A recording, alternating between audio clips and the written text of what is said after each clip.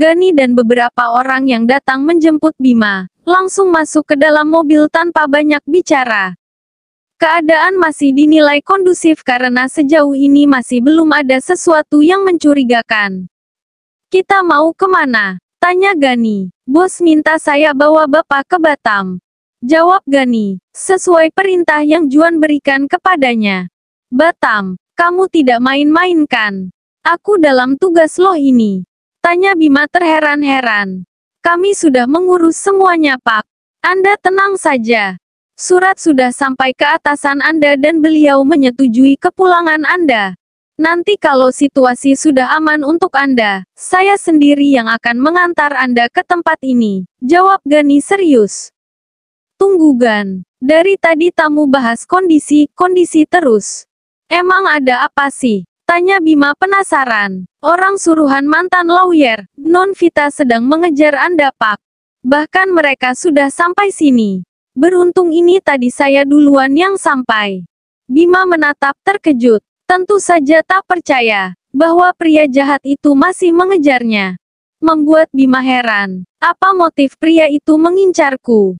tanya Bima. "Mungkin dia sakit hati karena cintanya pada Nona ditolak," jawab Gani sesuai hasil investigasi anak buah Laskar. "Astaga, apakah dia menginginkan kematianku? Ya, itu sebabnya saya dan tim datang ke sini. Saya mohon maaf jika kedatangan kami kali ini sangat mengganggu Anda. Saya secara pribadi juga minta maaf karena tak mengabari Anda terlebih dahulu.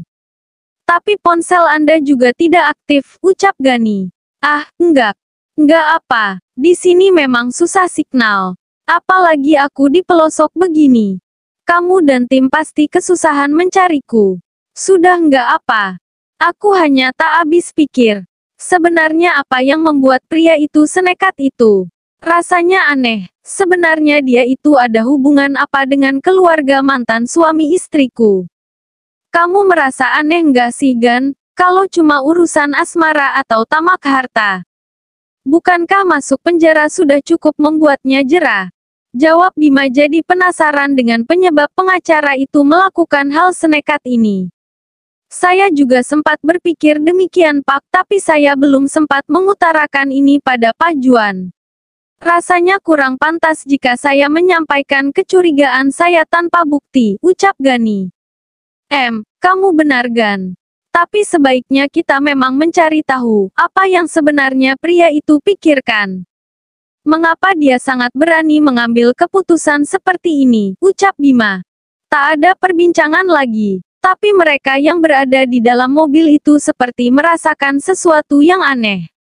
Awalnya mobil memang melaju biasa-biasa saja. Tetapi ketika sampai di turunan, mobil seperti susah dikendalikan. Membuat Gani curiga. "Ada apa Pak? Kenapa nggak direm mobilnya?" tanya Gani pada pria yang membawa mobil tersebut. "Maaf bos. Sepertinya remnya blong," jawab pria itu. "Apa?" pekik semuanya. Tak ada perbincangan lagi. Suasana menjadi sangat mencekam. Mobil semakin oleng. Sang sopir tak bisa mengendalikan keadaan. Alhasil, mobil yang mereka tumpangi menabrak pembatas jalan. Mobil memutar 180 derajat, hingga akhirnya menabrak tebing yang ada di sisi kanan, hingga mobil terbalik. Beberapa penumpang terpental. Gani ikut terpental. Sedangkan Bima tidak diketahui keberadaannya. Mobil mengeluarkan asap. Beberapa menit kemudian, mobil meledak.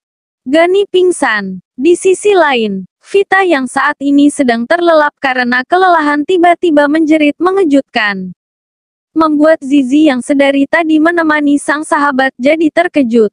"Mas Bima," teriak Vita. "Ada apa Fit? Kamu mimpi buruk lagi?" tanya Vita. "Iya Kak. Astagfirullah, tolong lindungi suamiku ya Allah," ucap Vita sembari mengatur napasnya. "Istighfar Fit, semua akan baik-baik saja. Tadi kata Mas Zain, orang-orang abangmu sudah bertemu suamimu dan mereka bilang, suami baik-baik saja. Sekarang mereka dalam perjalanan ke bandara," ucap Zizi memberitahu. "Syukurlah, aku bisa mati kalau terjadi sesuatu pada suamiku Kak.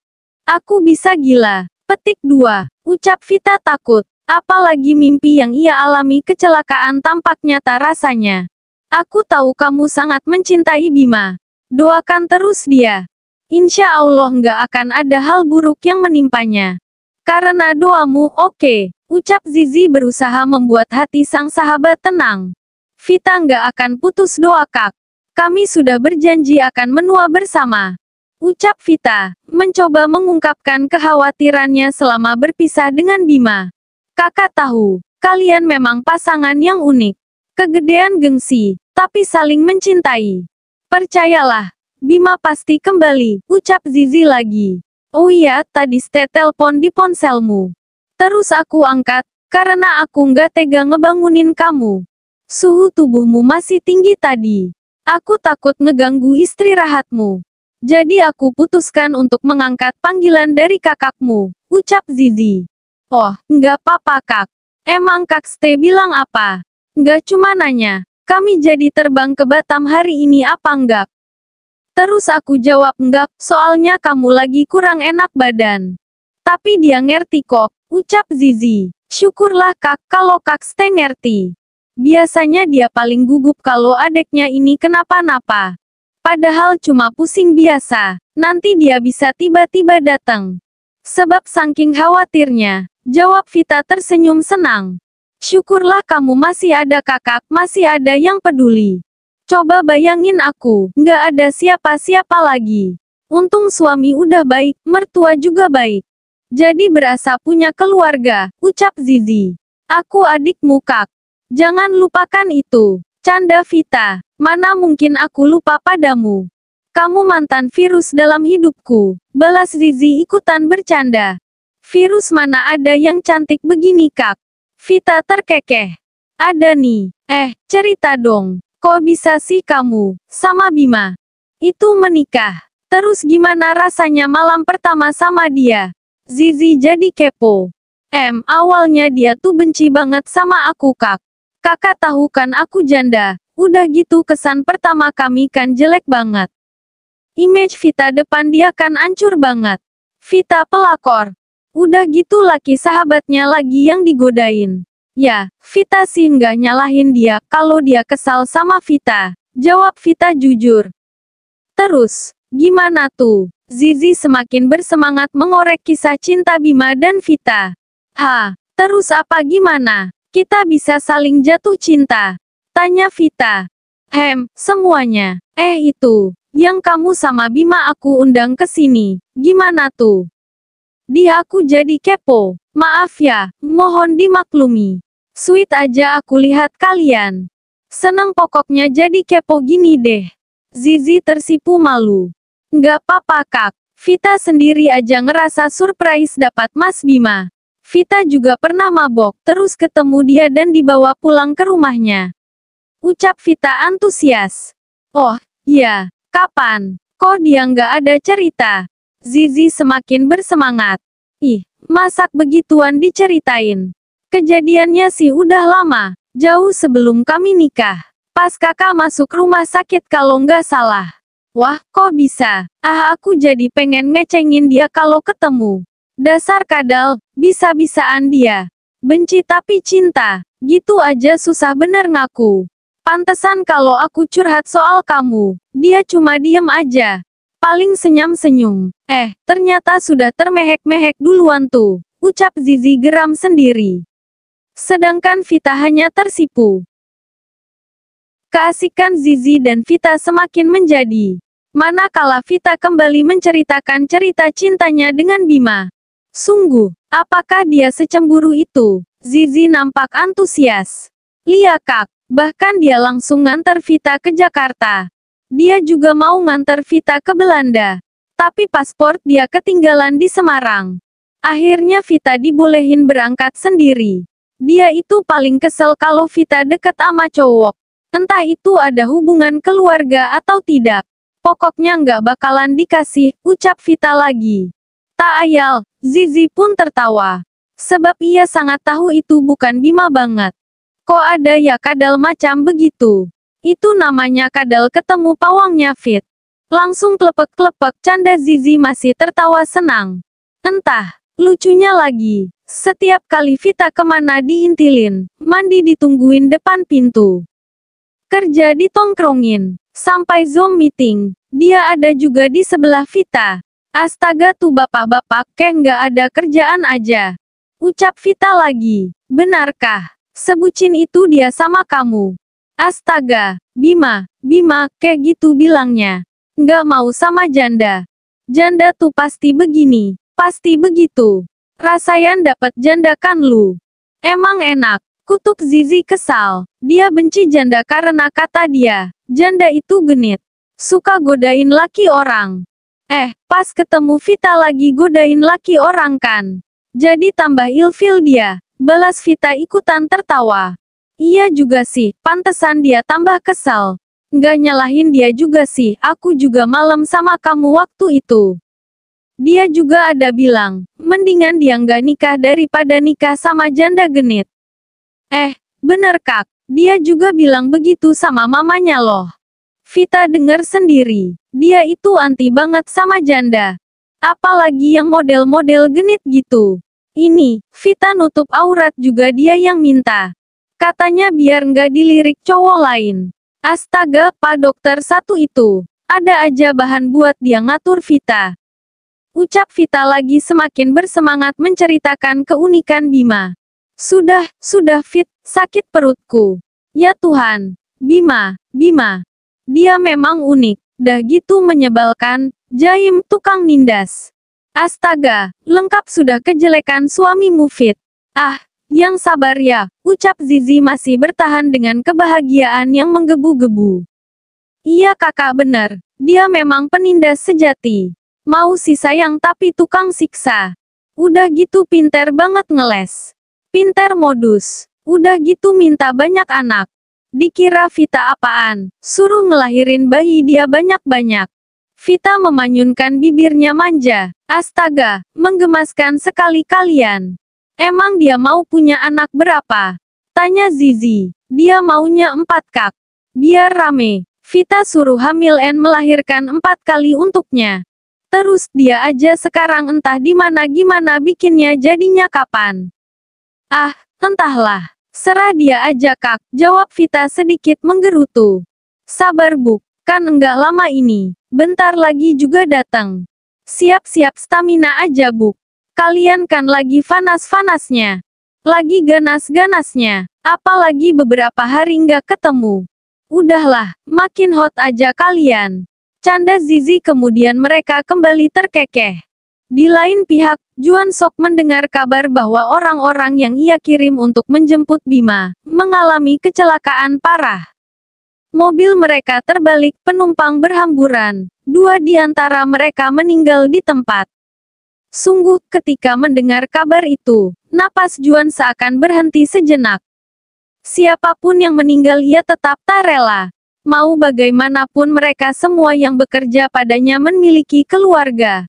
Juan tak sanggup membayangkan kesedihan mereka. Ada apa Pi? Tanya Stella, tepat di belakang sofa tempat sang suami duduk. Juan mengangkat wajahnya, lalu menatap sang istri dengan tatapan mata memerah. Seperti menahan tangis yang tak kunjung mau keluar. Kok papi nangis? Ada apa Pi? Tanya Stella penasaran. Mobil Gani mengalami kecelakaan Mam. Juan menundukkan kepalanya, tak kuasa meneruskan ucapannya. Astagfirullahalazim. Lalu bagaimana dengan Gani Pi? Lalu, Bima. Bagaimana dengan Bima? Tanya Stella sok. Gani belum sadarkan diri Mam. 2 di antara 7 penumpang meninggal dan kita tidak tahu siapa yang meninggal, jawab Juan. Kali ini tangisnya pecah, sebab ia takut jika salah satu yang meninggal itu adalah Bima. Bagaimana ia menjelaskan ini pada Vita? Ya Allah, Stella tak mampu berucap, apalagi bertanya. Kabar buruk ini seperti hantaman keras baginya. Apalagi 2 korban yang meninggal belum diketahui apakah itu Bima atau bukan. Sungguh, Stella dan Juan Sok, sampai menangis pun tak mengeluarkan suara. Keesokan harinya, Juan dan Stella memutuskan untuk terbang ke Papua. Ingin melihat langsung keadaan di sana. Namun sebelum itu, mereka meminta tolong pada Zein agar tetap menahan Vita untuk sementara waktu kalau bisa jangan sampai Vita mendengar musibah ini selain dari mereka. Titip Vita dulu ya Zein. Tolong jaga dia dari media. Jangan sampai ia mendengar berita ini sebelum aku dan Ste sampai di sana dan melihat sendiri kondisi yang sebenarnya. Ucap Juan di panggilan telepon yang ia lakukan bersama Zein. Baik Jun, aku dan Zi akan terus menjaga Vita dari berita yang tidak benar. Yang penting kamu dan Ste hati-hati. Ternyata musuh kita bukan orang biasa. Mereka bukan hanya mengincar perusahaan Louis, tetapi juga penerus perusahaan itu, jawab Zein geram. Terima kasih banyak Zein. Mama Sarah sekarang on the way ke tempatmu. Maafkan keluargaku ya Zein. Kami semua merepotkanmu, ucap Juan sedih. Jangan ngomong gitu Jun. Aku pun pernah membuatmu dan Ste berada di dalam tempat menyedihkan. Tapi kalian memaafkanku. Pokoknya selama aku sama Zi bisa bantu. Kami pasti bantu Jun. Nggak usah sungkan. Makasih banyak ya Zein. Oke aku tutup dulu. Pesawat kami sudah mau berangkat. Kalau ada apa-apa tolong kabari aku segera oke, pinta Juan. Siap Jun, kamu hati-hati ya, jawab Zein. Kemudian mereka pun mengakhiri panggilan telepon tersebut. Baru saja Zein menutup percakapannya dengan Juan, terdengar suara tangis seseorang. Seperti tangisan Vita. Suara tangis siapa itu Mam? Tanya Zein pada sang istri. Vita Pi. Pekik Zizi, tak ingin membuat kedua bayi mereka terbangun. Zizi dan Zein pun segera meminta pengasuh kedua bayi itu untuk menjaga mereka terlebih dahulu. Agar mereka bisa menemui Vita. Fit ada apa? Tanya Zein ketika membuka pintu kamar tamu dan melihat Vita sedang memangis menjadi-jadi di sisi ranjang. Zein dan Zi langsung mendatangi Vita dan memeluk wanita itu. Tenangkan dirimu. Ada apa Fit? Tanya Zizi khawatir. Masku kak, masku. Jawab Vita terbata. Iya, masmu kenapa? Ada apa dengan masmu? Coba cerita sama kakak. Pinta Zizi, sembari mencoba menenangkan Vita. Sedangkan Zein duduk di sebelah Vita, tak mampu berucap. Zein tak tega. Terlebih ia tahu apa yang sebenarnya terjadi. Vita tak kuasa menceritakan apa yang ia ketahui, tapi ia memberikan ponselnya pada Zi. Agar wanita yang sudah ia anggap seperti kakaknya sendiri itu melihat sendiri apa yang membuatnya menangis. Astagfirullah, pekik Zizi terkejut. Rencananya mereka mau menyembunyikan apa yang terjadi, sebelum Juan dan Ste datang. Lalu apa ini? Mereka kecolongan. Ternyata seseorang telah terlebih dahulu mengirimkan kabar ini pada Vita. Bahkan detail, foto-foto yang Vita dapatkan malah lebih banyak dibanding dengan apa yang Juan kirim pada Zein. Fit, kita nggak boleh percaya sebuah foto. Kamu harus tetap berpositif thinking. Percayalah kalau suamimu pasti selamat. Percayalah kalau dia pasti akan kembali. Ucap Zein mencoba membangunkan kembali pikiran positif dalam diri Vita. Bagaimana jika ini kenyataan Bang? Bagaimana kalau masku pergi beneran? Bagaimana kalau Bimaku ninggalin aku? Bagaimana Bang? Tangis Vita kembali pecah, pikirannya melayang, tubuhnya serasa lemah. Tak mampu lagi rasanya ia menahan goncangan di dalam jiwanya ini. Bagaimana tidak? Belum ada setahun ia kehilangan Louis. Lalu sekarang ia harus kembali kehilangan Bima. Bagaimana jiwanya tidak terguncang? Bagaimana hatinya tidak hancur? Vita ngeblank, saking dahsyatnya goncangan ini akhirnya Vita pun pingsan. Tak ada bedanya dengan Vita. Nadia sendiri juga shock setelah mendengar kabar tentang musibah yang dialami sang calon suami. Cinta sedang merekah di antara dirinya dan Gani. Lalu sekarang Gani dikabarkan kecelakaan dan belum sadarkan diri. Andai saat ini ia memiliki uang untuk pergi ke sana, Nadia tak akan menunggu waktu lagi. Ia pasti akan segera memesan tiket dan pergi ke tempat di mana sang pujaan hati berada. Sabar ya Mbak, Mas pasti nggak akan kenapa-napa, ucap Nur mencoba menghibur kakaknya. Bagaimana aku bisa sabar Nur? Calon suamiku sedang melawan maut dan aku nggak bisa menenin dia. Kamu tahu nggak perjuangan dia bikin mbakmu ini sembuh? Tenaga, uang, waktu dan semuanya ia korbankan untuk mbak. Tapi, giliran dia yang sakit, mbakmu malah nggak bisa berbuat apa-apa untuknya. Ucap Nadia sedih. Jangan ngomong begitu mbak, Mas pasti ngerti keadaan kita. Oh iya mbak, ini tabungan Nur, kalau mbak mau pakai aja mbak. Semoga bisa bantu, ucap Nur sembari menyerahkan buku tabungan yang ia punya pada sang kakak. Nadia menatap terkejut pada sang adik. Bagaimana tidak? Nominal yang tertera di buku tabungan sang adik, sungguh di luar dugaan. Uangmu banyak sekali Nur, dari mana kamu punya uang sebanyak ini? Tanya Nadia heran. Nur minta maaf mbak, sebenarnya setiap pulang sekolah Nur kerja mbak. Nur jajan pakai uang itu, sedangkan uang yang mbak kasih Nur tabung. Kalau yang 10 juta ini dikasih sama Mas Gani beberapa hari yang lalu, jawab Nur jujur. 10 juta, dikasih Mas Gani. Emang kamu kerja apa sama dia Nur? Tanya Nadia. Sungguh kali ini Nadia kesal. Ia merasa kecolongan mendidik sang adik. Enggak mbak, Nur enggak kerja apa-apa. Mas bilang hanya mau kasih uang jajan untuk Nur itu saja. Nur juga enggak ada minta. Beneran deh, ucap Nur sedikit jujur. Sedikit tak jujur. Gimana ngomongnya, hanya Nur yang tahu. Astaga, Nur, kamu bikin mbakmu malu tahu enggak? Nanti kalau mbak ketemu masmu, mbak kembalikan uang ini, boleh? Tanya Nadia lembut. Ia nggak bisa marah dengan adiknya ini. Karena ia memang tak bisa marah. Nadia juga tidak mau membuat sang adik tersinggung, lalu tertekan. Iya mbak, kalau mbak malu, balikin aja nggak apa-apa. Nur ikhlas kok mbak, jawab Nurman. Nadia tersenyum bangga. Ternyata adiknya tak seburuk yang ia pikirkan. Namun begitu, ia tak rela jika Nurman menjadi pribadi yang mudah dibeli.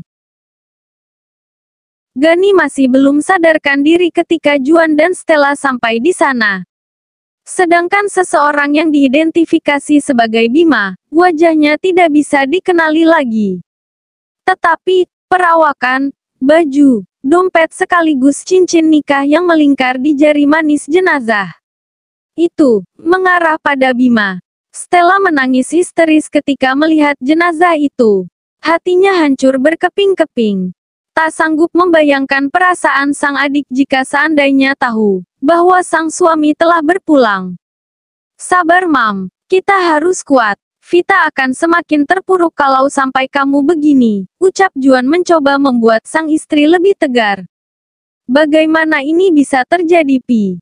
Mengapa Bima pergi secepat ini? Mami nggak sanggup memikirkan bagaimana reaksi Vita ketika tahu suaminya sudah berpulang. Stella kembali menangis di depan ruang jenazah, di mana jenazah yang diketahui adalah Bima itu sedang dirawat. Juan sendiri tidak kuasa menahan tangis. Meskipun dia adalah pria, Juan langsung teringat betapa Bima dan Vita ketika bersama. Mereka begitu saling mencintai satu sama lain. Hubungan mereka begitu manis. Terakhir, ketika mereka bersama sedang mengawal kasus Vita, mereka melihat kedua sejoli itu sedang berciuman. Bukankah itu sudah suatu bukti bahwa kedua sejoli itu memang saling mencintai? Papi nggak bisa berkata apa-apa lagi Mam, selain meminta Vita untuk sabar dan ikhlas. Mau bagaimanapun kita tidak bisa menolak ini. Sekarang bukan hanya Vita yang dipaksa ikhlas Mam. Kita pun sama. Kita berdua juga dipaksa ikhlas. Belum lagi Gani yang masih belum sadarkan diri. Papi juga nggak bisa berpikir lagi Mam. Entahlah. Juan langsung terduduk lemas. Ya Tuhan, Mami sampai melupakan keadaan Gani dan asisten kita yang lain Pi. Maafkan Mami. Mami terlalu fokus dengan Bima. Maafkan Pi, ucap Stella. Juan mengangguk mengerti. Namun hatinya dan pikirannya tidak bisa mensinkronkan apa yang sedang mereka hadapi saat ini. Antara ikhlas dan tidak. Antara menerima dan tidak. Entahlah, Juan seperti berada di antara dua jurang yang sama-sama membuat bimbang. Setelah jenazah itu siap, Juan dan Stella pun segera membawa jenazah itu ke Semarang untuk dikebumikan. Semarang. Jenazah Bima sampai di Semarang tepat jam 4 dini hari. Selepas disolatkan, mereka langsung mengantarkan jenazah dokter muda itu ke tempat peristirahatan yang terakhir. Beberapa kali terlihat Vita pingsan di kamar pribadi Bima. Wanita cantik ini masih belum bisa menerima kepergian sang suami. Bahkan ia tak sanggup mengantarkan Bima di mana jenazah Bima disemayamkan, atau lebih tepatnya Vita memang tak mau mengantarkan jenazah itu. Sebab hatinya mengatakan bahwa jenazah itu bukanlah suaminya. Entahlah, hati Vita berbisik demikian. Jangan begitu sayang, kasihan suamimu, ucap Sera memberi nasihat. Dengan tatapan kosong, Vita pun menjawab, itu bukan suamiku. Selepas berucap demikian, lelehan air mata Vita kembali terjun bebas. Sungguh, dadanya serasa sesak menghadapi perang antar percaya dan tidak. Antara menerima dan menolak. Sera sangat mengerti itu. Sera sangat paham jika perasaan keponakannya ini pasti hancur. Vita pasti sangat terpukul dengan kejadian ini, sehingga tidak bisa langsung menerima. Pikiran Vita menang melayang entah kemana. Namun, jika boleh jujur, hati kecil wanita ini mengatakan bahwa yang mereka kebumikan bukankah suaminya. Hati kecil Vita sangat kekeh dengan itu. Sampai beberapa kali Sera bertanya. Jawabannya tetap sama. Aku nggak mau nganterin jenazah itu. Sebab jenazah itu bukan suamiku. Suamiku belum mati. Dia mau menua bersamaku. Itu janjinya. Vita selalu menjawab demikian ketika Sera membujuknya agar dia ikut mengebumikan sang suami. Sera pun tak kuasa memaksa, entahlah ini halusinasinya atau memang kenyataan. Nyatanya, semua keluarga percaya bahwa itu memang Bima. Ia meringkuk menangis di ranjang sang suami sambil memeluk foto mendiang Bima. Vita marah ketika ada yang mendekatinya. Ia sungguh tak siap kehilangan pria itu. Vita sangat terpukul. Biarkan dia tenang, jangan katakan apapun, pinta Sera kepada orang-orang yang ingin mendekati keponakan kesayangannya ini. Sera paham betul dengan apa yang sedang dirasakan Vita saat ini. Sebab dia sendiri juga pernah merasakannya. Stella, Zizi dan juga Safira hanya bisa duduk di samping wanita yang kini dirundung duka itu. Tak ada satupun yang berani mengeluarkan suara. Sebab Vita masih belum mampu menerima ajakan apalagi nasihat. Yang ia inginkan hanya memeluk foto itu. Tidur di ranjang sang suami. Memeluk bantal dan guling milik Bima. Baju-baju bekas pakai Bima. Pokoknya semua yang berhubungan dengan Bima, Vita mau.